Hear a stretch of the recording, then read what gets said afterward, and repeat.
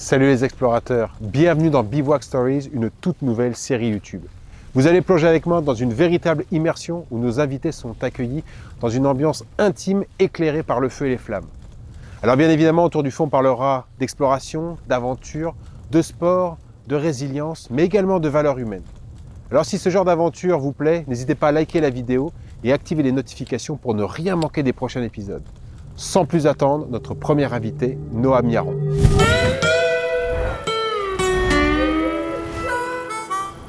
En tout cas, Noam, merci infiniment d'être là. Ça fait pas mal de temps que j'avais envie de faire ce podcast, de faire cette immersion, tu vois, un truc autour du feu.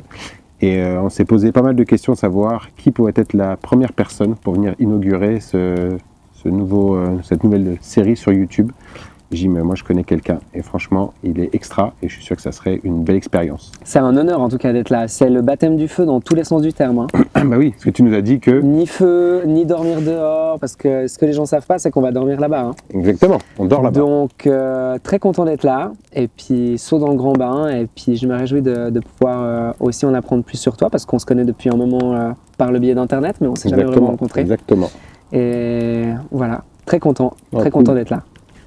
Moi j'avais une première question, Noam, c'est comment est-ce qu'on te définit? Parce que moi je me suis toujours posé la question, est-ce qu'on dit Noam est un explorateur, un éco-aventurier, un sportif fou déterminé, un nageur dingos qui ne s'arrête plus?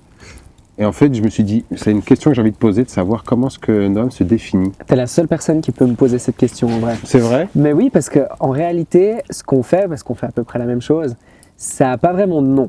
C'est-à-dire c'est difficile de trouver on va dire un terme dans un monde où on essaye de mettre des étiquettes sur tout le monde. Bah oui. C'est vrai que moi je me considère comme éco-aventurier, c'est un peu le terme que tout le monde utilise à tort et à travers pour parler de gens qui utilisent le sport pour parler de l'environnement. Donc le terme éco-aventurier, c'est celui que j'ai trouvé qui se rapprochait le plus de ce que je faisais. Ah, c'est cool. Mais je suis ouvert si tu as d'autres propositions. Ouais, j'avais pensé à entrepreneur, parce que je trouvais ça plutôt cool. Mais on le met un peu partout, entrepreneur, non? Ouais, mais franchement, c'est entreprendre, les expéditions. Enfin, tu vois, j'ai suivi ce que tu faisais sur le Léman. Après, il y avait l'Odyssée des lacs, le Calvi Monaco. Forcément, on en reparlera après, parce qu'on a un sujet en commun là-dessus, tu vois. Et forcément, c'est entreprendre. Tu vois, toute l'équipe que tu as montée, tout ce qu'il y avait autour de toi. Alors, entreprendre, c'est un mot, ouais, comme je te disais, que j'ai l'impression que dès que tu fais quelque chose qui sort d'être employé, tu es entrepreneur. Donc, le mot entrepreneur, je dirais que je le prends un peu avec des pincettes. Santé. Mais santé. Et puis, je sais pas où on va. Le thé est là. Ah la vache. Le thé est excellent, si jamais vous vous posiez la question. Ouais. Mais rouge. le thé est rouge. Et ce n'est pas un thé de Noël. C'est pas facile à gérer. Ou vraiment, avant chaque interview, on dit, mais après d'essayer de dire aussi mon nom de famille, parce que qui est très facile, qu'on me pose d'ailleurs toujours la question. Parce qu'on dit quoi? On dit Yaron. Mais c'est vrai ou c'est... Moi, je dis... Ouais. On dit Yaron ou on dit Yaron. Ça s'écrit Yaron, il n'y a pas de merde. E. Mais on dit Yaron. Et du coup, très sympa, il y a des journalistes qui me font mais comment est-ce qu'on prononce ton nom de famille? Et puis je dis merci d'avoir demandé. Et du coup, je leur dis Noam Yaron. Ah ok, super simple. Et du coup, ils prennent la parole en direct. Yaram Naron, en direct de chez nous. Et c'est pas possible, tu vois. Tu te dis, mais franchement, mon prénom 4 lettres. Nom de famille hyper simple, tout est en phonétique. Il n'y a pas besoin de se compliquer la vie, quoi. Bah, oui. Et effectivement, ça c'est un truc où, même vraiment véridique. Il y a, je pense, 9 journalistes sur 10 qui écorchent mon prénom. Okay. Et qui me demandent 2 secondes avant le direct comment ça se prononce. Ah d'accord, Noam Yaron, super simple. Naran Iron qui est avec nous, c'est très simple. Et tu les reprends ou tu les reprends pas? Ben non, mais je les laisse un peu patauger parce que je vois qu'après ils me regardent et ils me disent merde, en fait je viens de lui demander puis j'ai dit n'importe quoi. Donc tu me disais tout à l'heure, tu as double nationalité, c'est ça? Exactement, tu es français? Pas du tout, pas du tout, je suis pas sûr. Je suis suisse et israélien. Chose qui aussi est pas facile à dire dans le monde dans lequel on vit. Il y a beaucoup d'amalgames entre l'aspect politique de l'Israël. Moi, à part avoir le passeport, j'ai pas demandé grand-chose. C'est vraiment un lieu où je me sens vraiment chez moi, mais que j'aimerais pas y habiter pour des raisons assez évidentes de conflits et de politique aussi qui sont, encore une fois, que les Israéliens en tant qu'habitants ou qui portent la nationalité ne sont pas du tout en fait décisionnaire de ce qui se passe. Ouais, carrément. Mais je parle l'hébreu aussi. Ah, cool. C'est ma première langue. J'ai parlé l'hébreu avant le français. Et donc, ça aussi, c'est les gens qui le voient comme quelque chose de sympa me posent facilement la question en voyant mon nom de famille qui a une consonance quand même assez hébraïque. Et du coup, les gens me disent « Ah, mais t'es israélien ?» Et je leur dis oui, puis je parle l'hébreu. Et là, suivant qui t'as en face, c'est assez sympa. Donc, t'es israélien de ton papa? De mon papa, ouais. Okay. Ma maman est 100% suisse. Elle fait des raclettes et des fondus. Elle fait des raclettes et des fondus, exactement. Mais c'est un suisse sujet ou pas? backstage, jamais pas. C'est suisse. Fondu suisse. et raclette, c'est suisse. Ah, d'accord. On garde le chocolat aussi. Désolé les Belges. Mais pas du tout. On adore tout le monde et surtout, on s'en fout d'où ça vient. Mais non, effectivement, ma nationalité, elle m'a causé quand même pas mal de problèmes. Ça, c'est une réalité. C'est le conflit qu'on peut appeler israélo-palestinien qui dure depuis très longtemps. Et dont les attentats terroristes du 7 octobre dernier, pour le coup, m'ont causé beaucoup de problèmes. J'ai perdu pas mal de sponsors à cause de ça. Mais non. Ouais. Et j'ai jamais pu vraiment avoir l'occasion d'en parler, donc c'est cool de pouvoir le faire ici. Des choses que tu peux pas dire parce que c'est très difficile de pouvoir mettre la faute sur ça, mais bien sûr. Des sponsors avec qui on était sur le point de signer et qui du jour au lendemain ont... Parce que t'as une... De sources sûres, on a eu des sources internes qui nous ont dit que c'était la cause pour laquelle on ne nous re-signait pas. Oh, c'est ouf. Et là, pour être porter honnête, ça sur une problématique. Enfin, pour moi, c'est une problématique qui ne te concerne pas. Ça, t'es une personne et on en reste là, tu vois. Alors, les gens qui sont intelligents et qui ont une certaine culture et ouverture d'esprit est logique, en fait, tout simplement. C'est du bon sens. Hein, c'est comme si toi, aujourd'hui, on te dit tu veux interviewer quelqu'un, puis on te dit attends, t'es français? Ah non, désolé. Ouais, pas toi. Ah, c'est ouf. Et c'est aussi cash que ça. Hein. Ah ouais? C'est pas on passe par quatre chemins. Et donc, on a eu de sources sûres qu'il y a des sponsors qui se sont retirés d'équipes en interne qui nous ont dit ça à cause de ça. Non, mais c'est ouf d'avoir une. Et là, j'ai compris ce que ça voulait dire le racisme. Parce que moi, je suis né en Suisse, tu vois, un pays qui est aussi assez ouvert, en tout cas à première vue, jusqu'à ce qu'on est confronté à ce genre de choses. Je n'imagine même pas les gens qui doivent ressentir ça et qui ont peut-être des marquages, tu vois, qui sont physiques, bien sûr, qui peuvent complètement être cible de ça. Et je me suis dit, j'ai ressenti ça que une ou deux fois à cause de sponsoring qui se sont retirés, de contrats aussi. Mais c'est la première fois que j'entends parler de ça, moi, tu vois, par rapport. Mais parce qu'on n'en parle pas. Ouais, bien sûr. Oui, parce que c'est aussi une sorte de nourrir aussi ce qu'ils font en en parlant. Bien sûr, Et c'est vrai que là, je me suis rendu compte de ce que ça voulait dire le racisme. Moi qui ai été élevé aussi vraiment dans une tolérance, mais la plus totale, où pour moi il n'y a pas de différence entre quelqu'un qui de couleurs différentes, enfin on s'en fout complètement. On s'en fout complètement. Ouais, bien sûr. D'ailleurs moi je suis athée, parenthèse, puisque on prend la religion de la maman dans la religion juive et ma maman est protestante pour le coup. Okay. Mais j'ai pas de religion, donc j'ai aucun enjeu et j'ai aucun a priori sur aucune religion. Et même mon papa, du coup, qui a vécu quand même des choses assez difficiles en lien avec potentiellement des pays environnants de l'Israël en guerre, encore une fois, ne pas confondre les terroristes et les habitants qui malheureusement sont parfois dirigés par des gouvernements qui peuvent être appelés aujourd'hui par certains pays comme des groupes terroristes. Et c'est vrai que c'est pas évident. Et pour autant, mon papa ne m'a jamais dit un seul mot négatif sur quelconque religion, alors que pour le coup, on a perdu une personne pour sûr, mais deux personnes liées à ce qui est arrivé le 7 octobre. Donc de se dire qu'on est vraiment directement concerné. Et puis j'ai pris la parole sur ce sujet en disant qu'il fallait arrêter les amalgames. J'ai pas du tout invité les gens à prendre parti, j'ai pas du tout parlé de quoi que ce soit, et je me suis pris une sauce intégrale. Ah ouais? Alors que j'ai juste partagé un témoignage.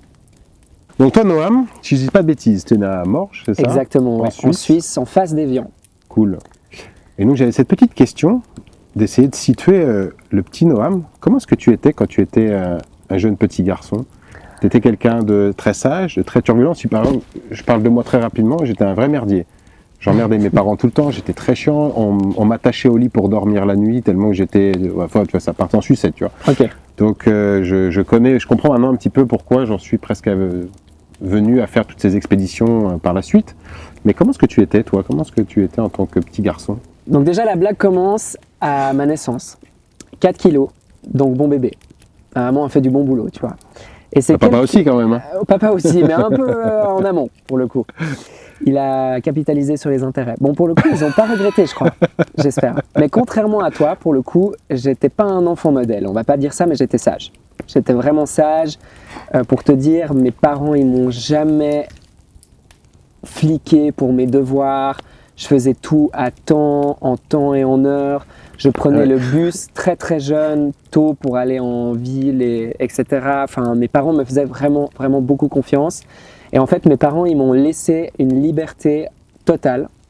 Et c'est, je pense, un des meilleurs cadeaux qu'ils auraient pu me faire parce que je me suis vraiment construit comme ça. Et du coup, j'ai commencé ma carrière sportive par le judo. Ok. Et au judo, ça pardonne pas. Quand tu as quelques kilos en trop, ben, tu combats les gens du même gabarit que toi. Bien sûr, bien sûr. Et du coup, j'avais 7-8 ans et je combattais des gens qui avaient plus 10 jusqu'à 12, voire 13 ans. Et donc, à cet âge-là, ben, évidemment, l'expérience que tu as à 13 ans par rapport à un enfant de 7 ans, c'est pas pareil. Et du coup, je me suis vraiment démoli le dos. Et là, mon médecin a dit stop, temps mort. Ok. Et il faut se mettre à un sport plus respectueux de son dos. Ok. Et du coup, j'ai eu le choix entre l'aviron et la natation. Ok. Et j'ai choisi la natation. Et là, pas facile, parce que quand t'es pas à l'aise dans ton corps, d'être en maillot de bain plusieurs fois par semaine. Bien sûr, bien sûr. Et là, ben, il y a aussi le regard des autres. Les enfants, quand ils sont jeunes, C'est horrible, bien sûr. ils pointent du doigt ce qui est différent. Et pour le coup, j'étais différent. Parce que les enfants, ben, ils sont comme ça, et moi, j'étais pas comme ça. En tout cas, je me voyais pas comme ça, et eux non plus, apparemment, parce que sinon, ils m'auraient pas fait ces réflexions. Et un jour, mon entraîneur de natation me prend à part avant que je commence un peu à devenir licencié, faire des vraies compétitions. On faisait déjà des petites compétitions et j'étais dernier. T'avais quel âge là? Je pense, 8-9 ans. Ok. Donc quelques mois plus tard. Et là, j'étais vraiment à ce moment-là dernier du classement. Mais sans déconner, dernier de chez dernier. C'est-à-dire que pour me trouver, il ne faut pas faire comme ça. Tu commences depuis le bas. Mais vraiment, mais c'est même pas une blague. Je me faisais disqualifier parce que j'arrivais même pas à plonger correctement. Je bougeais sur le plot avant le départ. Une catastrophe. Quelques mois plus tard, quand il y avait cette sélection un petit peu pour la compétition, tu t'arrêtes ou tu continues, mon entraîneur, devant tout le monde, m'a dit « Écoute, c'est pas fait pour toi. Tu ferais mieux de laisser ta place à quelqu'un d'autre. Et franchement, c'est pas là où tu vas t'épanouir, quoi. » Et là, tu as 8-9 ans. Tu as tout le monde qui entend ce qu'on vient de te dire, quand même. Bien sûr. Pas cool. Et en fait, là, tu as le choix. Soit tu te plies à l'autorité et tu dis « Oui, c'est vrai. Je suis peut-être pas si bon que ça. » Soit tu réponds avec un peu de caractère que je savais pas que j'avais. Moi, je lui ai dit qu'un jour, je serais champion suisse. Et là, c'est pas fou facile. rire. Ouais, c'est ce que j'allais dire. Ouais. Fou rire. Toute mon équipe, donc mes camarades de l'époque, se foutent de ma gueule. M'appellent champion suisse en se foutant de ma gueule pendant 10 ans. Et j'ai été le premier à devenir champion suisse junior du 3000 mètres en eau libre en 2015. Ça m'a pris 10 ans, mais j'ai été le premier. Mais du coup, entre donc, ta jeune carrière où tu as commencé dans la natation, où tu as eu cette prise de parole où tu as dit « je serai champion de Suisse », ça situe quoi là, tout ça après? C'est autour de... Il t'a fallu du temps? Il m'a fallu du temps. Et le jour où je suis devenu champion suisse, l'année d'avant... Donc tu avais quel âge là? J'avais 18. 18 ans. J'avais 18. Ok. Et l'année d'avant, j'ai fait justement ma première compétition en eau libre et là, je me suis redécouvert. Et là, je me dis, purée, j'ai trouvé en fait ce que je veux faire. Et je dis à mon entraîneur, je veux refaire une année et je veux aller chercher une médaille. Elle a fou rire, quoi. Mais attends, tu t'es vu, les temps que tu fais en bassin, et encore une fois, j'étais jamais le meilleur. Ouais, bien sûr. Et là, j'ai dit, je vais le faire. Tout seul? Et sans bonnet, c'est-à-dire sans club. Et là, top départ, je nage, et c'était un 3 km, donc 3 tours d'1 kilomètre sur des bouées. Et je fais le premier kilomètre et je me dis, j'accélère à chaque tour. Ok.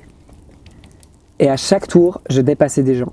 Et je reconnaissais leur numéro de bonnet, parce qu'en eau libre, il y a plein de monde partout, un peu comme en triathlon, et tu reconnais que les numéros de bonnet. Et je vois que je commence à dépasser des gars que justement je pensais qu'ils étaient vraiment loin devant, mais vraiment qui me mettent plusieurs minutes à 1500 mètres en piscine. Et là, je vois aussi des gens sortir de l'eau. Ils faisaient de l'hypothermie. Ouais, donc des mecs qui en pouvaient plus, et de froid, on sort. On était 3 à l'arrivée, à finir. Donc tu étais sûr d'avoir une médaille? Mais je ne le savais pas. Ah merde, oui. Je fais mon tour et je donne tout. Mais sans déconner, je donne tout. Et même encore aujourd'hui, sur tous les défis fous, sur plusieurs jours que j'ai pu faire, j'ai jamais fini dans un état comme ça. Et ma maman, elle me dit, écoute, je crois que tu as une médaille. Et là, je lui dis, te fous pas de ma gueule, quoi. C'est pas possible, enfin, tu vois, dans ma tête, j'y crois pas. Et là, ils appellent les médaillés. Et ils m'appellent. Et là, je dis, putain, en fait, ils se sont trompés, tu sais. Genre, ils m'ont appelé pour rien. Ouais. Première place, et là, ils m'appellent. Et là, je me dis, waouh. Et là, il y a un flashback de 10 ans, tu sais, qui se passe. Les 5 mètres que tu fais à pied pour monter sur ce podium, tu dis, putain, ça, c'est moi, il y a 10 ans en arrière, qui dit à tout le monde, mais allez vous faire foutre. Et là, j'ai envoyé une photo à mon entraîneur, sans rien. Juste la médaille d'or. C'est même pas une vengeance, c'est une victoire. Tu sais, tu te dis qu'à 8 ans, tu as pris un pari sur toi. Je veux y arriver, quoi. Et j'avais pas de talent. Sans déconner, j'avais pas de talent particulier. Et en fait, je me suis tellement battu qu'en fait, le travail bat le talent. Clairement. C'était quoi, du coup, ta nage préférée? C'était parce que quand tu me dis que tu étais dernier, il fallait bien que tu te lances. C'était quoi? C'était le dos, c'était le crawl, c'était la brasse, c'était quoi qui te faisait le papillon? Ma meilleure nage, c'était le dos en sprint. Ah ouais? Ok, truc de ouf. Je faisais le 50 mètres de ouais. J'ai une vidéo à te montrer. Ça y est. De qui? Je sais pas, tu vas me raconter qui est cette personne. Je voudrais que tu me fasses un play, tu me dises qui est cette personne. Oh my god. Hello à vous deux, j'espère que vous allez bien. Ce podcast, c'est super, mais on me dit à l'oreillette qu'on a envie de quelque chose d'un peu plus exclusif. Donc quoi de mieux qu'une vieille amie de 15 ans pour revenir sur ton passé de brasseur. Certes, aujourd'hui, tu es une machine en eau libre, mais il ne faut pas oublier d'où on vient. Et si tu nous en disais un peu plus de ta relation avec la brasse? C'est cette nage où, même après 2 ans, ne pas en avoir nagé, ton résultat était plutôt étonnant. Je suis sûre que tu te rappelles de cette journée, et si tu nous la racontais? Oh mon Dieu. Magnifique. Jessica, du coup, qui travaille avec moi, et qui était pour le coup très forte en brasse. D'où la permission de la comparaison. Elle parle d'un moment très très très drôle où je suis à Bordeaux. Première compétition en France, enfin une des premières en tout cas que je fais à l'étranger. Ok. Incroyable, il y a des gens vraiment fous, des grands nageurs français, je ne saurais plus citer qui était là. Philippe Lucas, le grand Philippe Lucas qui est là au bord du bassin et tout. Et on a la bonne idée de me mettre le sans brasse. J'ai des genoux qui ne fonctionnent pas en brasse. Ok. Donc tu montes sur le plot, on est 3 au départ, parce que la première série par défaut c'est ceux qui ont le moins bon temps. Ça te donne le contexte. Et là départ, et je te dis Rémi, je me sens pousser des ailes. Mais quand je te dis je me sens pousser des ailes, je plonge dans l'eau et je me dis, là... Il faut que je le... C'est pas il faut, c'est je me dis là il y a quelque chose. Il y a un truc qui se passe. Et je nage, mais dans ma tête je bats un record du monde. Je touche le mur, j'enlève mes lunettes, mais limite fier de moi. J'ai fait un temps, mais de merde à chier. C'est la honte. Pour ceux qui font de la brasse, c'était en bassin de 50 mètres, je crois que j'ai fait 1,32. Nul à chier. Mais vraiment, c'est nul à chier. Les gens ont applaudi. On applaudit ceux qui sont nuls. C'est vrai? En natation. Ah, je savais pas, ceux qui ont d'accord. mis du temps à arriver. Et là, on t'applaudit et là, tu te dis, je peux m'enterrer vivant là. C'est bon. Surtout qu'il y avait du monde du coup. Et il y avait Philippe Lucas, Ok. les plus grands nageurs français de l'époque qui t'applaudissent. Mais pas parce que tu as fait une belle performance, parce que waouh, t'aurais pu te noyer quoi. Non, moi je voulais revenir vraiment sur cette partie après avoir fait toute la partie natation. Comment est-ce que tu t'es lancé sur ces défis en fait? Qu'est-ce qui t'a donné cette envie de te dire, bon, après avoir fait des médailles, etc., de me dire je me lance à vouloir faire la traversée du Léman? Est-ce que au début c'était de vouloir battre le record et te dire on va le faire? Ou alors c'était de redécouvrir le Léman différemment, de se dire j'habite juste à côté et en fait je le vois tous les jours et j'ai envie de faire quelque chose avec ce lac, d'avoir une communication, un échange avec lui? Alors c'est un mélange de toutes tes suppositions. 2021 pour le contexte, une année de Covid, les piscines fermées, le boulot ça va pas du tout. Moi mon métier à ce moment-là c'est créateur de contenu, donc tu dépends des budgets communication, marketing, il n'y a rien qui se passe. Tu fais de la boxe. Je fais pas vraiment de la boxe. J'essaye de faire des vidéos où je me tente à certains sports. Ah, tu vois. Plus ou moins bien, pour l'anecdote. Mais je me dis, j'ai envie de réaliser un rêve. Et mon rêve, c'était de traverser le Léman en longueur. Ok. Et donc, avant ça, je l'avais fait en largeur plusieurs fois, qui fait à peu près 14 km. Entre Évian et Morges, Morges-Évian, j'ai fait aussi. Et je me dis, 2021, juillet, je me fais le Léman en longueur. Ok. À ce moment-là, il y a, je pense, moins d'une dizaine de personnes qui l'ont tenté, très peu qui l'ont réussi. Il y a vraiment ce côté, le Léman, c'est le plus grand lac alpin d'Europe, hein, donc c'est vraiment quelque chose de grand. Encore une fois, à Tu peu peux près. bien poser le contexte, parce que moi j'ai fait le tour du Léman, donc je vois exactement ce que c'est et c'est une vraie saloperie. Et Alors moi, je l'adore, le Léman. Non, mais je parle en termes de technique, des vents, de courant, Oui. etc. Et ça, si un Suisse peut bien l'expliquer, je trouve que c'est très intéressant parce que beaucoup de personnes n'imaginent pas, parce que je connais pas mal de personnes qui font de la plaisance sur le Léman. Et ils disent, bon, ça va, c'est un lac. Et pour Non, les pas gens du qui tout. n'ont jamais navigué sur le Léman, ils se rendent compte que tout d'un coup, ouah, c'est rock'n'roll. Alors, si tu veux, c'est pour ça que les Suisses sont très bons marins, parce qu'ils s'entraînent sur le Léman. Le Léman est connu pour avoir des conditions pas similaires, mais aussi capricieuses que la Méditerranée. Dans un autre contexte, on Bien sûr, s'entend. bien sûr, ouais, bien sûr. Mais c'est un lac qui est très capricieux. Il y a beaucoup de vents différents qui font changer les vagues, les courants. Il est, on va dire, relativement profond. Il fait jusqu'à 360 mètres. Donc, pour le contexte, c'est à peu près la Tour Eiffel avec la pointe qui dépasse. Beaucoup de courants. Il y a le Rhône qui le traverse. Donc, il y a un certain courant de Bien surface, sûr. un courant de profondeur. Bref, ça brasse beaucoup. Et c'est là où je découvre aussi la problématique environnementale. C'est que l'hiver, en janvier, quand je commence à me préparer, l'eau est à 6 degrés. Et en fait, là, l'eau est transparente. Ok. Et là, je vois ce qui se cache au fond. Ok. Je t'avoue, j'ai vraiment la gerbe. Je nage et je vois des pneus de voiture, des vélos, des abribus. Donc des abribus complets avec le banc et tout dans le lac. C'est pas que sur des C'est juste à côté de documentaires chez moi. Netflix, c'est en face de chez moi. Ouais. C'est à 100 mètres. Et là, je me renseigne. Et une association locale me dit, bah, c'est simple, le Léman, il y a environ 50 tonnes de plastique. Et donc là, on se dit, ok, il y a un vrai problème, quoi. Et je me dis, s'il y a une cause à défendre à travers cette traversée, c'est ça. Et du coup, je me bats pour communiquer des messages importants avec ces associations qui ont les vraies données scientifiques, que je partage, je vulgarise pour utiliser le sport, encore une fois, et cette traversée, pour faire ça. Je m'attends à faire 24 heures. Le record, c'est 20h39. Détenu par un Espagnol Ok. qui s'appelle Jaime Caballero, Que tu as rencontré, j'imagine. que j'ai contacté, comme toi, je t'ai contacté. Ouais, ouais. Et le gars m'a ouvert grand les bras, m'a expliqué tout ce qu'il a vécu. Ah, il, a aussi cool. il a aussi eu des conditions affreuses. Ouais. Orage, éclair, enfin l'enfer. Et moi, je donne une date, et comme dans tous mes autres défis, je ne le savais pas à ce moment-là, mais je me tiens à la date. On y va. Et là, je ne sais pas pourquoi, encore aujourd'hui, avec le recul, que personne de mon équipe s'est dit « non mais non ». Enfin non, c'est pas possible.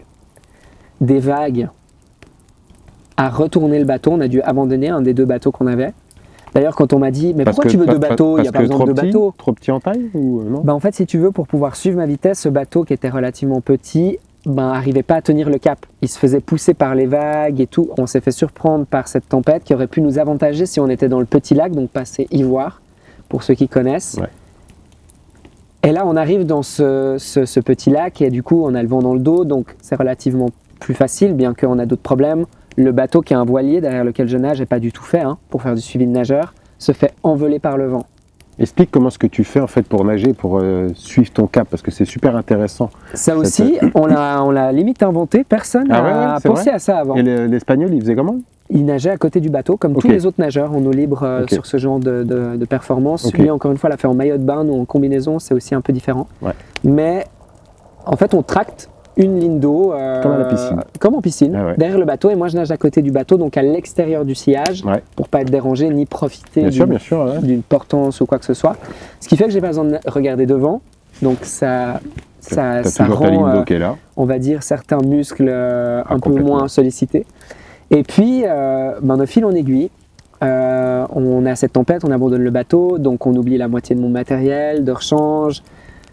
On accroche la ligne sur ce voilier se fait souffler par le vent et je passe jusqu'à 20 minutes seul dans la nuit, sans rien. C'est-à-dire que l'équipe qui est sur le bateau essaye de reculer, donc met le moteur pour reculer. Impossible. Et moi, je suis dans la nuit, tout seul. Et je fais face à un truc aussi qu'un des spécialistes du Léman en physique m'a dit « Je t'explique ça vraiment pour ton documentaire, mais vraiment, ça va jamais arriver. Ça arrive une fois tous les 10 ans. » C'était aujourd'hui. C'était aujourd'hui. Quand il y a tant de jours et tant d'heures d'un certain vent d'un tel côté, il y a l'eau de surface du petit lac qui part dans le grand lac et il y a l'eau du fond qui remonte et tu perds 10 degrés de température. C'est exactement ce qui s'est passé. Ok. 10 degrés. Comme ça, L'eau. le temps de combien de temps, tu sais? Le temps de toute la fin de la traversée, Ok. à peu près 20 km en tout cas. 20 à 25. Et vraiment un mur. Donc tu perds 7 degrés d'un coup. 17 degrés au départ, environ 10 à l'arrivée.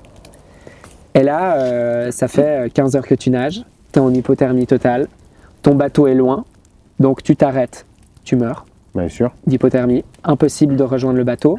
J'ai pas de lumière sur moi, manque d'expérience malheureusement, on n'avait pas trouvé la bonne technologie pour faire ça. Eux ne savent pas où je suis, se demandent si je suis vivant, et toi tu essayes tant bien que mal de rattraper un bateau qui avance. Et donc là, c'est assez drôle, mais je regarde le documentaire parce qu'on en a fait un documentaire qui s'appelle L'Odyssée du Léman. C'est fou qu'on m'ait laissé nager là-dedans, tu vois, te dire, personne ne s'est posé de questions. Alors après coup, quand tu creuses un peu, tu te dis, mes parents qui étaient à bord avaient quand même un peu les boules, mais avec confiance finalement, Oui, bien sûr. ce qui est très bien. Donc ton papa et ta maman t'ont accompagné sur... Tous mes défis, tous jusqu'à présent. Mais tu vois, ça c'est un truc que je regretterai toute ma vie, tu vois. Et je sais que le jour où ma fille sera plus grande et que pour X raison elle se lance dans un défi ou une aventure, je suis le premier fan, mais je suis le premier à être là pour l'aider. Mes parents n'ont jamais cautionné ce que je faisais. Ah, Et ça c'est pas facile. C'est vraiment difficile. Donc c'est cool que ton papa et ta maman puissent te suivre et être là et te booster. Mes parents qui sont extraordinaires, qui là c'est la séquence émotion, c'est pas la fumée, c'est moi. Qui en fait, moi j'ai pas réussi à le voir tout de suite. Mais en fait, ils ont pas tout de suite, en tout cas de ma perspective, compris ce que je faisais dans la vie. Et je leur dis, je fais une année sabbatique, je fais 2 semaines d'armée, une semaine, je fais mes pilotes, ensuite je fais une semaine, je me fais licencier, etc. Parce que ça me plaît pas. Et mon papa, encore une fois, qui vient d'Israël, qui fait 3-4 ans d'armée, qui voit son fils revenir après une semaine, l'échec total, quoi. Ouais, je comprends. Et là, c'est la première fois que j'ai vu la déception dans les yeux de mon père. Mes parents, ils sont pas très expressifs. Et moi, j'avais beaucoup d'amis à mes parents qui venaient m'écrire pour me dire à quel point c'était incroyable ce que je faisais sur les réseaux sociaux, les marques avec qui je travaillais à l'époque, les défis que je faisais. Et eux, ils ont de la peine à verbaliser ça. Et j'ai l'impression que d'être dans le défi, au début, c'est moi qui les invitais. Ensuite, eux, ils avaient envie de venir aussi. C'était une manière pour moi aussi de leur montrer. Et surtout, peut-être aussi de les rassurer parce que ça peut faire peur. Bien sûr. De traverser un lac comme ça dans une tempête, on ne le savait pas au moment où on partait, c'était plus ou moins écrit, mais on n'était pas sûr de la météo qu'on allait vraiment avoir. Mais ils m'ont suivi partout, et là, pour le coup, pour faire le parallèle, sur cette traversée Calvi-Monaco, ils m'ont dit que c'était la limite, qu'ils pouvaient Accepter. ouais. Ok. Tu as fait le Léman, et en fait, tu me parlais de la partie environnementale, donc ça t'a choqué de ce que tu pouvais voir sur le Léman. Tu as pris la parole par rapport à ça, j'imagine, tu as essayé de faire bouger les lignes. Et ensuite, c'est directement, tu t'as enchaîné la suite sur ton Odyssée, c'est ça? Chaque année, un défi. Ok. Depuis 2021, chaque été, on a fait un défi. Ok, donc tu as fait le Léman premier. Léman en premier. En 2022, on a fait les 5 plus grands lacs de Suisse C'est ça. en 11 jours. C'est-à-dire une traversée de 11 à 14 heures d'environ 40 km chacun, tous les 2 jours, en transportant toute l'équipe en camping-car, les bateaux électrosolaires d'un lac à un autre. Wow. Là aussi, quand tu regardes d'un point de vue extérieur, tu te dis qui est le con qui a eu cette idée. Et c'est qui? On se pose la question. C'est le fils d'Annick Ah, c'est le fils d'Annick. et David. Annick. Mais on te salue. Mais personne ne m'a jamais dissuadé. C'est-à-dire que moi, j'arrive avec tellement d'assurance et on me dit oui, mais si la météo, je dis mais vous en faites même pas en fait. C'est même pas une question. Et pour le coup, la nature a toujours été méga alignée avec ce qu'on a fait, même sur Calvi-Monaco où on a eu des difficultés liées à la dérive, au courant, etc. C'était des conditions qui étaient, sur le papier en tout cas, assez bonnes. Après, nous, on aurait dû être mieux préparés, on peut toujours faire mieux. Oui, bien sûr. C'est la bien sûr. répétition qu'on n'a pas eue, puisque cet été, l'été a été vraiment pourri. L'été 2024, on a connu mieux. Et puis aussi les budgets, hein. Il faut parler de ça. Faire une répétition avec toute l'équipe pour qu'elle soit formée, les gens ne se rendent pas compte. Bien C'est des sûr. dizaines de milliers d'euros pour une répétition que personne ne voit, que personne ne valorise, sur laquelle tu peux communiquer sur les réseaux sociaux quand même, mais l'argent dans ce genre de choses, c'est gigantesque. Comment est-ce que tu as imaginé ce projet en fait? Comment est-ce qu'il est venu entre le Léman, l'Odyssée des 5 lacs? Après, tu as fait un triathlon. Un triathlon, l'un des plus grands du monde, de traverser la Suisse d'est en ouest en passant par les Alpes. C'est ça, ouais. 750 km en 7 jours, 13 000 mètres de dénivelé cumulé positif. Comment vient ce projet de dire... Très rapidement, à part les lacs suisses, tu dis la prochaine étape en eau salée, c'est la mer Méditerranée. On va pas commencer par l'océan tout de suite quand même. Donc mer Méditerranée. Et là, on étudie, on se dit mais d'où à où, comment, du Nil au continent, qu'est-ce qu'on fait? Et là, on tombe sur ton défi aussi, que j'avais suivi et supporté avant même de savoir que j'allais faire ça l'année d'après. Et j'avais suivi aussi, pas l'échec, mais la mauvaise surprise que tu as eue avec ton skipper l'année d'avant. Et avec le recul maintenant, à la place où je suis aujourd'hui, je me dis waouh, ce que ça veut dire. Oui. Et pour le coup, toi, tu n'as même pas pu essayer. Non. C'est qu'on t'arrête avant même que tu aies envie de commencer. Exactement. C'est insupportable. C'est un enfer. Donc vraiment, j'ai beaucoup pensé à toi durant toute la préparation, mais aussi pendant le défi. Et en voyant tes vidéos aussi que tu nous as fait. Et en fait, tu viens à la Méditerranée, tu regardes le machin, et en fait, tu découvres l'aire marine protégée Pélagos. Ouais, qui est la plus grande aire marine protégée de Méditerranée, gouvernée par 3 pays, l'Italie, la France et la Principauté de Monaco. Et tu te rends compte que les aires marines protégées en France, mais aussi, surtout en France, elles ne sont pas protégées en fait. Non, pas du tout. Non, mais t'as raison. Donc à part le nom, elles n'ont rien de protégé. Complètement. Et donc là, je me suis dit, ok, je vais la traverser en longueur. Et là, j'ai l'écho, Calédonie-Monaco, je me dis, mais en fait, c'est ce que Rémi a fait avec sa barque et tout ça. Essayons de le faire, pas en doublon, mais justement sans sortir de l'eau. Essayons de battre ce record du monde. Donc on regarde le record, à combien il en est, c'est à peu près 160 km, c'est pas clair, on ne sait pas trop, mais on sait que après plusieurs échanges avec des organismes qui seraient capables d'homologuer ce défi, on se rend compte que c'est bel et bien potentiellement le record de la plus longue nage en combinaison sans interruption dans une zone dite courant neutre. Ok. Et pour le coup, je confirme que c'est pas du tout courant neutre. C'est ce que j'allais dire. Mais le courant s'annule et pour le coup, c'est plus ou moins vrai. Enfin, ouais. Ça fait partie du défi. Oui. Tu le connais mieux que moi. Et du coup, on se lance là-dedans. Et c'est vrai que j'avais jamais nagé en mer. Donc en mars, j'arrive à Monaco. On annonce le défi à la Monaco Ocean Week. Et je nage pour la première fois dans la Méditerranée. Panique. C'est vrai? Panique. Panique par rapport à quoi? Panique et par rapport à tout. Je nage, sans déconner. Je fais, je pense, 2 minutes dans l'eau. Ok. Je vois un aileron dans l'eau. Et là, je dis, ça y est, ça c'est un signe, ça veut dire qu'il ne faut pas y aller. Ok. C'est un poisson lune. Ok. On a paniqué. Hein. On a des vidéos de moi paniqué à 2 doigts de sortir de l'eau. Et en fait, j'ai appris à connaître, surtout, à faire connaître par tout ce que je voyais et surtout à adorer la Méditerranée. La Méditerranée, c'est la mer aussi qu'on a en Israël. Donc, c'est une mer dans laquelle je me baigne chaque été quand je vais voir mes grands-parents qui sont malheureusement plus de ce monde. Il fallait là, que je ça m'entraîne, je fais face aux méduses, je me prends mes premières grosses claques, je fais les premières grosses vagues, 1 mètre, 1,5 m. Je comprends ce que c'est la Méditerranée, les vents, les courants, les chronos merdiques que je fais à l'entraînement et tout d'un coup des chronos stratosphériques où les gens me disent c'est pas possible, t'es tracté par le bateau. Je dis non, c'est juste le courant. Je suis pas en train de dire que je l'ai dit, je vous explique qu'on est en Méditerranée, c'est la beauté, la difficulté en fait du défi. Bien sûr. J'ai suivi que tu avais eu quand même une préparation mentale. Énormément, ouais. Tu avais une personne. C'est mon point fort. Une femme qui était là avec toi. Exactement, qui s'appelle Anrita Berchi. On te salue. Qu'on salue, qui me suit depuis mon tout premier défi, le Léman en 2021. Et on a beaucoup travaillé, on a travaillé l'hypnose, on a travaillé la cohérence cardiaque, on a travaillé plein de choses. Et c'est vraiment devenu mon point fort. Vraiment, je pense le dire sans prétention que c'est... Enfin, j'ai rarement rencontré des gens plus forts que moi mentalement. Où je les écoute parler, je dis oh là là, c'est bon quoi, c'est anecdotique.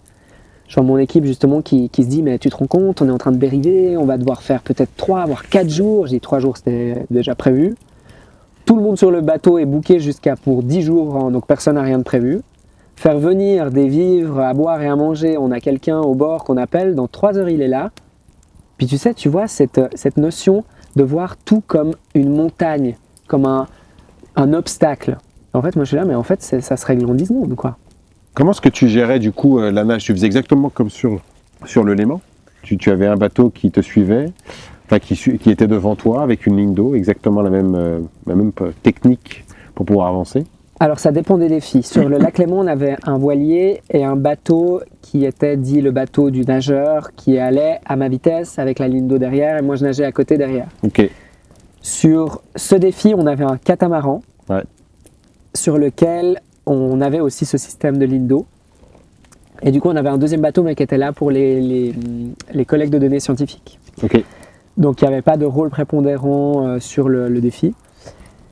Et Mais il c'est gérait vrai- pas la partie des méduses Il également, ouais gérait pas la partie Ah des ouais, méduses. c'était- Non, c'était pas eux finalement, non. C'était en discussion, c'est vrai. Mais il gérait pas cette partie-là. On a un filet qui a été développé par les carabiniers du Prince Albert II à Monaco. Un premier jet qui était plus ou moins concluant. On a dû changer quelque chose. On va pouvoir monter quelque chose d'assez fort, je pense, pour 2025 en juin, qui sera la deuxième tentative. Et on s'en est bien sorti, franchement. Encore une fois, j'ai pas du tout sous-estimé le défi, mais en fait, on se rend compte qu'il y a une préparation aussi de l'équipe que moi j'avais complètement sous-estimé. Bien sûr.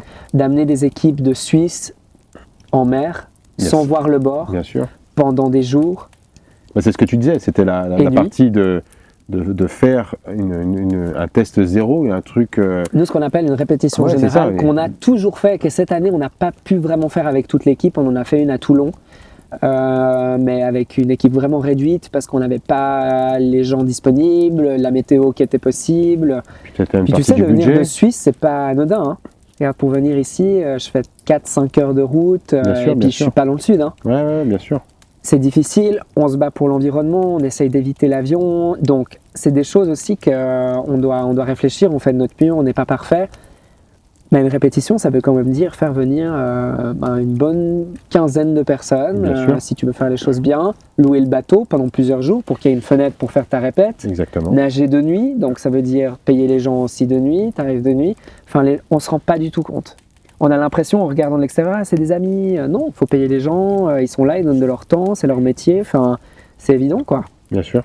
Alors nous, on fait de notre mieux pour trouver les fonds, pour les attribuer comme il faut, pour s'entraîner comme il faut, préparer tout le monde. Et là, ça a été une erreur de ma part de me dire que l'équipe était prête parce qu'elle m'a suivi aussi, l'équipe de Suisse, sur d'autres défis. Pratiquement la plupart de l'équipe ont fait tous mes défis avant. Et en fait, tu te dis, c'est pas la même chose. C'est pas du tout pareil. T'es en Méditerranée, les courants, les vents, de pas voir le bord. Ah oui, T'as beau avoir le plus grand lac alpin d'Europe, tu vois le bord. tu vois le bord tout du long. Bien sûr. T'es à quelques kilomètres, si Mais ce n'est bien pas sûr. centaines de mètres du bord, Bien sûr. au plus. Mmh. Et moi, je me suis dit, s'il y a quelqu'un qui doit se préparer à ça, c'est moi, pour pas avoir peur, de prendre panique, et puis de dire, c'est bon, c'est mort. Pas du tout. Et tu te rends compte que l'équipe, mentalement, elle doit être prête. Et ça a été un truc qu'on a, pas omis, mais que j'ai pas bien pondéré l'importance. Et du coup, là, on aura, je pense, une préparation mentale de l'équipe. Ah, carrément, de l'équipe. Carrément. Ah ouais. Et ça, c'est quelque chose qu'Andrita m'a dit depuis le début, et que moi, un peu sourd d'oreille, et je lui dis, mais attends... C'est moi qui nage, l'équipe, ils sont Mais sur oui, un je me bateau. suis dit, mais attends, quand Ah ouais. même, enfin, ils ont suivi 3 défis, c'est pas ça qui va leur faire peur. Bien sûr. En fait, elle avait complètement raison. Ah, c'est ouf. Donc, c'est des choses sur lesquelles on va travailler. Tous les points bloquants, les faiblesses, on les a toutes identifiées. Il y a certaines réponses qu'on doit encore travailler, des solutions surtout. On parlait du filet anti-méduse, on parlait des courants, comment on gère la trajectoire. Est-ce qu'on profite de ce courant et faire Pour plus de pouvoir kilomètres oui. ou pas? Est-ce qu'on se tient à la ligne droite idéale, vol d'oiseau? Ça, c'est des choses qui sont stratégiques, qui Bien sont de sûr. l'ordre presque de la Formule 1, mais sur 5 jours, 5 nuits. J'ai Panique. une autre vidéo à te montrer. En fait, j'ai demandé à Caro, forcément, qui est venue chez toi il y a 2-3 jours, un truc comme ça, Exactement. et qui a dû fouiller dans ton disque dur pour récupérer des trucs. C'est pas vrai. Si, sinon c'est pas drôle. Incroyable. J'ai demandé quand même des trucs. Un peu exclusif, quoi. Pas- Inédit. non, mais pas fort. Enfin, tu vas voir. Il y en avait une vidéo que je voulais te montrer pour que tu puisses réagir à cette vidéo, mais c'est, comme on dit, obvious, parce que c'était le moment où tu prends cette décision d'arrêter en plein milieu de la mer Méditerranée. Tu sais que je n'ai jamais regardé cette vidéo. C'est vrai? Ouais. J'ai pas voulu sortir cette vidéo-là, parce que pour moi, elle était trop logique en termes de compréhension, parce qu'on voit que tu es triste, on voit que pour toi, tu le dis, c'est un échec, on n'a pas réussi pour moi, pour l'équipe, etc. Mais pour moi, il y avait une autre vidéo qui pour moi, Attends, suit tout ça, et pour moi, c'était plus intéressant. Je voudrais savoir, regarde là, je voudrais savoir qui est Quelle angoisse. Oh mon Dieu. Je voudrais que tu puisses déjà regarder cette vidéo. Alors là, pour le contexte, c'est vraiment moi qui sors de l'eau. Il n'y a pas de parole, il n'y a rien du tout. On entend quelqu'un qui est à côté de toi, qui est en train de parler. Je ne sais pas qui est cette personne. C'est mon père. C'est ton papa, c'est ce que je pensais aussi. Oh, le regard. On voit qu'il y a de la déception, on voit qu'il y a de l'énervement, de l'agacement. Il y a plein de choses qui dégagent de cette vidéo. Et je voudrais savoir qu'est-ce que ton papa te dit là à ce moment-là. Qu'est-ce qu'il est en train de te dire par rapport à cette traversée? Je sais pas s'il me parle en hébreu d'ailleurs. C'est vrai? Je pense qu'à ce moment-là, bon moi déjà je suis dégoûté. Ouais, ben... Je suis dégoûté sur 2 points. Le premier, mais la vidéo que tu fais dans l'eau, est-ce qu'elle est... avant ça. C'est avant ça. Avant ça. Là, La c'est vrai. vidéo que je fais dans l'eau, On je suis te- encore dans l'eau. on te me donne ton dit, appareil. ça va, c'est mieux qu'on s'arrête, c'est trop compliqué, nanani. On me convainc. Vraiment, on me convainc. Ok. C'est vraiment le mot. Ça aussi. C'est pas moi. Alors, évidemment, c'est moi qui décide d'écouter l'équipe et qui sort de l'eau. Encore une fois, c'est une décision commune. Mais moi, à la base, je me dis, mais attendez, moi, ça va. Hein. Enfin, moi, ça va très bien. J'ai quelques hallucinations normales. Après 24 heures de nage, ça faisait 48 heures. Mais à partir de 24 heures, on m'avait prévenu. Rien de fou. Je suis complètement lucide, conscient. Je me nourris. J'ai pas de problème d'estomac. Moi, je suis là, mais je comprends pas. Et moi, je regarde l'équipe et je vois que l'équipe a acheté l'éponge. Tu sais, ce moment où toi, tu es dans l'eau, tu es sur ta réserve parce que tu dis, je sais pas combien de temps ça va durer, je sais pas les conditions, comment Bien elles sûr, vont évoluer, bah oui. tu n'as aucune idée puisqu'on ne te parle pas vraiment. Tu sais que c'est un peu la merde parce que 24 heures avant, on m'a dit, Ah, on c'est fait quand tendu. même beaucoup plus de kilomètres que prévu, Bien mais sûr. tu sais pas trop, on te montre, tu comprends pas trop parce que bah, tu es dans ton truc, puis c'est pas à toi de gérer le parcours ni la carte, enfin, c'est pour ça que tu as une équipe. Et là, à ce moment-là, et puis c'est assez marrant parce que tu te dis, purée, le gars, ça fait 48 heures qu'il est dans l'eau, le premier truc que tu fais, tu sors quoi. Tu sors, tu te sèches, tu te chauffes, et là, j'arrive pas à sortir de l'eau. Dans ma Ouais, tête, je je me comprends. répète, je me dis, est-ce qu'on est vraiment sûr qu'on sort de l'eau là? Et là, justement, le regard que j'ai vers le haut, que je regarde mon père, qui est encore une fois chargé avec aussi les skippers hein, de la gestion du parcours, de qu'est-ce qu'on prend, nanana, des kilomètres, de la navigation. Il te dit quoi en hébreu là? Tu sais pas? Dis-le même dis-le en hébreu, même si je comprendrais pas, c'est pas grave. J'ai pas écouté vraiment, j'entends Ah, pas très bien avec ok. le bruit, mais je me rappelle ce qu'il m'a dit plus ou moins. C'est qu'en gros, mais en fait, on est tous fiers de toi et tout. Puis en fait, dans ma tête, je suis là, mais en fait, c'est pas ça qui compte. Enfin, moi, je m'en fous de ce que les gens ils pensent de moi. Tu vois, enfin, je le fais pas pour les gens. Puis ça aussi, tu vois, c'est un truc où, oui, mais t'en fais pas si tu sors de l'eau. Puis je dis, mais en fait, moi, c'est pour ma personne et pour la cause que je défends que je suis là. Tu vois ce que je veux dire? Je m'en fous que lui, il me dise, ah, il a pas réussi. Mais qu'il vienne faire le quart de la moitié de ce que j'ai fait avant sûr. de venir me parler de ma performance. Bien sûr. Moi là, je suis partagé. J'ai le Noam nageur qui a porté ce projet pendant 8 mois avec toute une équipe, financé avec des sponsors, avec tout ça, qui se dit, purée, 3-4 vagues et demie, je schématise, hein, un peu de dérive et on jette l'éponge. Et on en est là. Non. Et d'un autre côté, je lève les yeux et là, je regarde les gens. Et quand tu n'as pas dormi pendant 48 heures, tu es hyper proche de tes émotions. Bien sûr.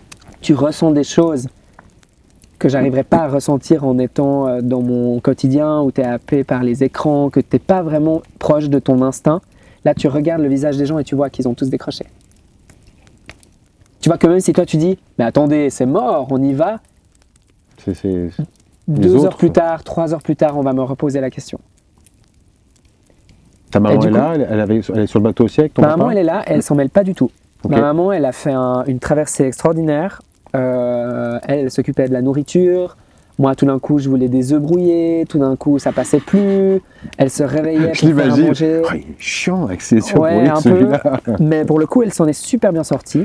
Mon papa, ben, il a fait ce qu'il a pu. Je lui ai confié une tâche, à mon avis, qu'il n'était pas capable de gérer. Pas qu'il manquait de capacité, mais il n'avait pas les compétences. Ouais, bah, Puis ça, il faut pouvoir, en tant que personne qui désigne la personne pour faire ça, être capable de le reconnaître de mon Bien côté sûr. et de lui aussi de me dire, écoute, ça dépasse mes capacités, quoi. mais je pense qu'il y avait cet amour pour l'enfant, pour son fils, de dire on va le faire et on va y arriver. Et Ben là, pour le coup, pas trop.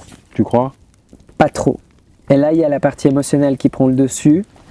Donc, comme tu dis, l'enfant, etc. Là, c'est plutôt justement de se dire, mais il divague. C'est assez fou, hein. Moi, je dis que je vois des trucs qui n'existent pas pour ton père qui te voit nager dans la Méditerranée. Il y a 2800, 3000 mètres de fond. Il y a des requins. Il y a des trucs, tu te dis, mais attends, mais en fait, on fait quoi là?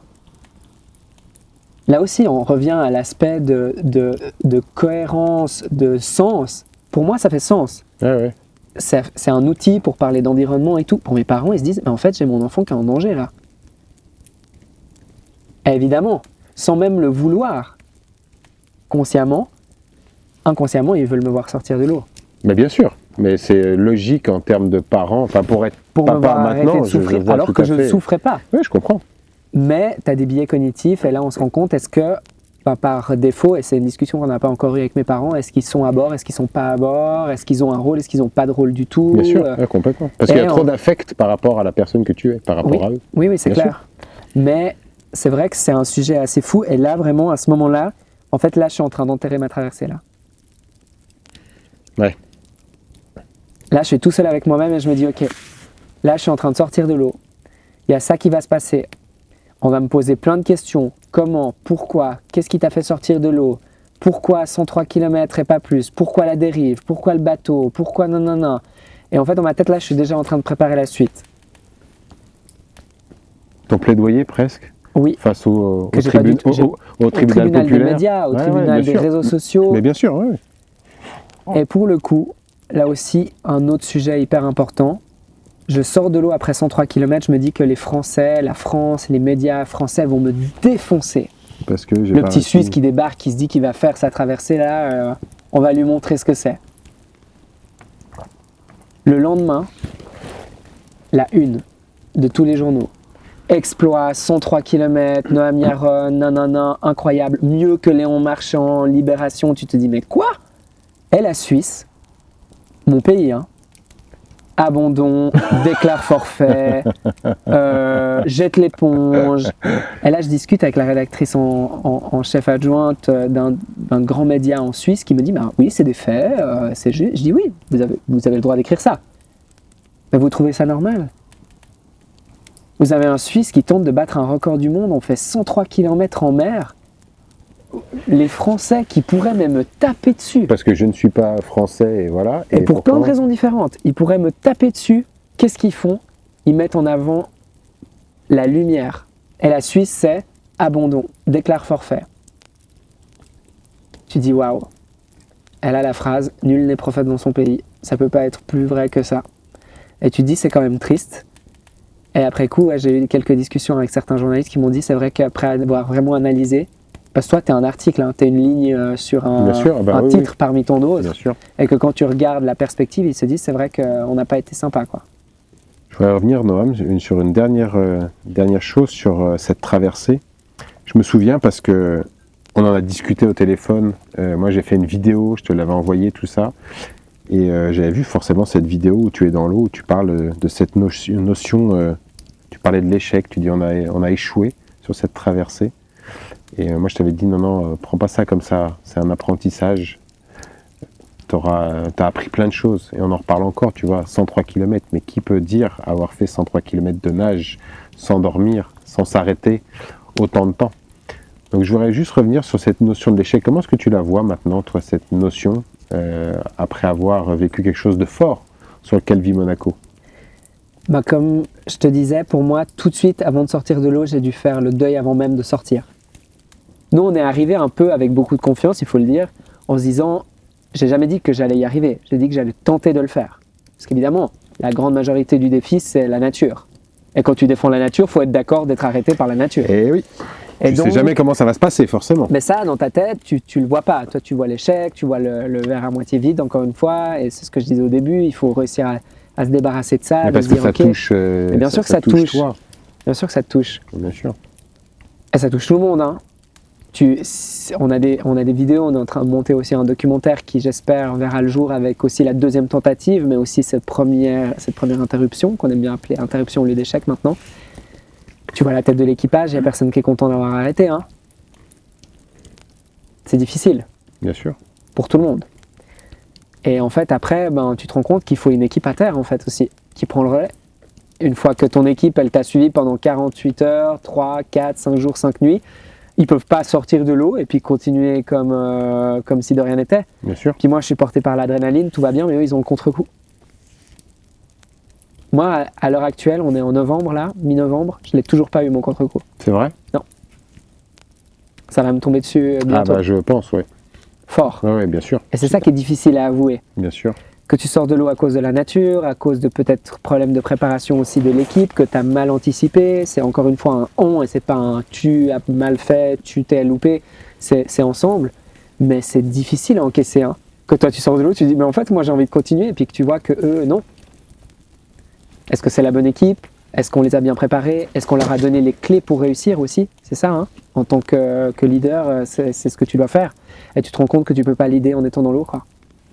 Bah, c'est difficile en tout cas. On ne peut pas C'est pas- nager, c'est pas et simple, respirer, et suivre une ligne d'eau, et faire attention à ceci, à cela, à À ta manger, nourriture, boire, essayer boire, de se etc., reposer, etc. de- Et en même temps, éviter les méduses. voilà, et en même temps s'occuper d'une équipe qui est en face de toi. Bah ouais. Effectivement. Noam, j'ai une dernière chose à te demander. Qu'est-ce qu'il y a? Mais je sais pas ce que c'est Moi ça. non en plus, fait, je sais qui pas me ce que c'est, perturbe. c'est pas grave. On s'en fout. Je voudrais que tu puisses ouvrir ça. Oh là là là là. Tu as 11 ans. En gardant ce petit garçon, si tu avais la possibilité de remonter dans le temps et d'être en face de lui, là, qu'est-ce que tu lui dirais comme conseil? Mais pas uniquement, je vois, qu'à ce petit garçon-là, mais ça pourrait être à n'importe quel petit garçon, tu vois, qui veut se lancer dans la vie par rapport à ton parcours, tout ce que tu as vécu, etc., tout ce que tu as mis en place. Qu'est-ce que tu dirais à ce petit garçon? Moi, j'ai l'impression que je regarde une autre personne déjà. C'est vrai? Ouais. Tu Je me regardes qui? Pas que je me reconnais pas, mais pas loin. Quand je regarde cette photo, je me dis oh là là. On voit que je suis pas à l'aise dans ma peau quand même. Je vois un petit garçon, moi, après, à l'aise, pas à l'aise, je peux pas te dire. Je vois un petit garçon, c'est tout. Mais c'est assez fou parce que je pense que j'avais, contrairement à tout ce qu'on pouvait dire sur moi, j'avais toujours une espèce de confiance, pas en moi, mais en ma capacité de rebondir. C'est assez différent. Aujourd'hui, j'ai beaucoup plus de confiance en moi, c'est sûr. J'ai très peu de doutes. Évidemment, il y en a toujours dans le parcours d'un entrepreneur, de tout ce qu'on fait. Mais là, j'aimerais lui dire, si je pouvais lui dire quelque chose au Noam de 11 ans, c'est qu'en fait, il faut surtout pas écouter les autres. Ça paraît fou, hein. Mais même les adultes, qu'on a tendance à considérer comme l'autorité, comme ceux qui savent, qui ont de l'expérience, mais pas du tout. Peu importe l'âge qu'on a, en fait, on découvre plein de choses, on sait rien finalement, on sait rien. Même moi aujourd'hui, il y a plein de choses que j'ignore aujourd'hui, que je vais peut-être apprendre demain, qu'un enfant de 11 ans va peut-être m'apprendre, quoi. Bien sûr, bien sûr. Et c'est ça qui est beau. C'est assez bateau, mais vraiment, mais que rien ni personne peut en fait t'arrêter dans tes rêves, en fait. Et De puis, croire en ses rêves, peut-être aussi, de lui dire ça, peut-être? non, parce que j'ai jamais lâché. J'ai jamais douté de mes rêves, pour le coup. C'est ça qui est assez bizarre. C'est que pour moi, tant que c'était pas fini, on s'arrête pas. C'est pour ça que ça m'a pris 10 ans. Hein. Il y a beaucoup de gens aujourd'hui, ils essayent quelque chose, si au bout de 2 semaines, ça leur apporte rien, ils s'améliorent pas, ils abandonnent. Moi, j'étais déterminé. J'étais dans une vie parallèle. J'étais convaincu que j'allais y arriver, en fait. Je savais pas quand, je savais pas comment, mais je savais que ça allait arriver. Que si je mettais le travail nécessaire, et je voyais que les gens, ils n'avaient pas le quart de la moitié de la niaque que moi j'avais. Ils rataient des entraînements et tout. Et même si moi j'étais nul, je ratais jamais un entraînement. Quand on me disait, écoute là, prends 2-3 jours off, t'es en surentraînement et tout, mais moi c'était la fin du monde. Alors qu'en fait, c'est ce qu'il fallait faire avec le recul. Bien sûr, ouais. Mais j'étais déterminé, moi c'était toute ma vie. Et dès que j'ai réussi, j'ai arrêté. Mon but, il était atteint, donc terminé, on passe à autre chose, quoi. Et on utilise son sport, sa passion, pour faire des choses cool, pour l'environnement qui ont de l'impact.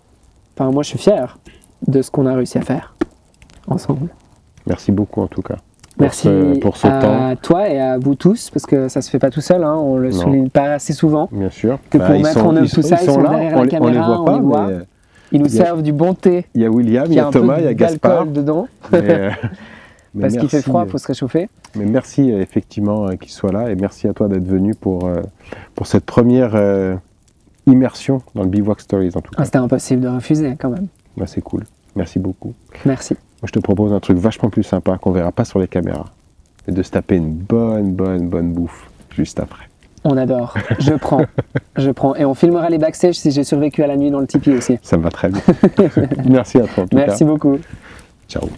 Et voilà, c'est ainsi que se termine notre tout premier épisode de Bivouac Stories. On espère que cette immersion autour du feu vous a inspiré autant que nous. Au-delà de ses exploits, Noam nous a partagé sa vision de la résilience, de l'engagement et son message de persévérance qui va bien au-delà du sport. Il nous rappelle que chaque défi, qu'il s'agisse de réussite ou d'épreuve, est une occasion d'apprendre et de grandir. Alors si vous avez apprécié cet échange et que vous voulez suivre les prochains épisodes avec d'autres invités tout aussi inspirants, n'oubliez pas de liker cette vidéo, de vous abonner à la chaîne et d'activer les notifications pour ne rien manquer. Merci à vous les explorateurs pour votre écoute et votre soutien depuis de nombreuses années. On vous donne rendez-vous très bientôt pour un nouvel épisode au coin du feu. D'ici là, continuez à explorer, à rêver et à dépasser vos limites. À bientôt sur Bivouac Stories.